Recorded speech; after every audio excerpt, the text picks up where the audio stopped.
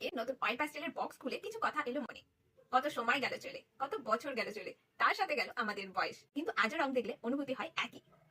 এই রং আর আঁকা এমন একটা অনুভূতি যেটা আমাদেরকে কোনোদিনও বড় করে না, উল্টে মনে হয় এই তো ছিল সেদিন, যেদিন প্রথম অয়েল প্যাস্টেল শেখানোর আগে আঁকা স্যার আবার নাম দিয়ে একটা ড্রয়িং করলো। সেদিনই তো যেদিন আমার হলুদ কালারটা, সবুজ কালারটা আর ওই আকাশি কালারটা শেষ হয়ে গেল। এই তিনটে কালার খুব তাড়াতাড়ি শেষ হয়ে যায়। সেই দিনই তো অর্চনা বললো, চ তোর আঁকা কমপ্লিট হয়ে গেছে, আর করতে হবে না। দীপান্বিতাকে নিয়ে বাড়ি থেকে টোটো টোটো করে ঘুরবো। সেদিনই তো যেদিন আমি ড্রয়িং কম্পিটিশনে ফার্স্ট হলাম, আর আমার প্রিয় মিত্রদের মধ্যে একজন মাধুরী এত খুশি হয়েছিল, ওখানে মানে যত লোক ছিল তার মধ্যে ও সবচেয়ে বেশি খুশি হয়েছিল, মনে হচ্ছিল ওই ফার্স্ট হয়েছে। অনেকেই বলে ড্রয়িং এ কি আছে, ড্রয়িং আছে মজা। ড্রয়িং মানে কিছু সময়ের জন্য পড়াশোনা থেকে ছুটি। ড্রয়িং মানে ছোটবেলার অনেক সুন্দর সুন্দর স্মৃতি। ড্রয়িং মানে ক্লাসে আমার নতুন নতুন আঁকা চাই, পুরোনো আমি আঁকা আঁকবো না। ড্রয়িং মানে তুই আঁকতে জানিস, তার জন্য তোর প্রজেক্ট সুন্দর হয়েছে। যারা যারা বলে ড্রয়িং এ কি আছে, তারা কম বেশি ছোটবেলায় সবাই ড্রয়িং করেছে। যদি আমার এই কথাগুলো শুনে তাদের কিছু মনে পড়ে, তাহলে অবশ্যই কমেন্ট বক্সে লিখো।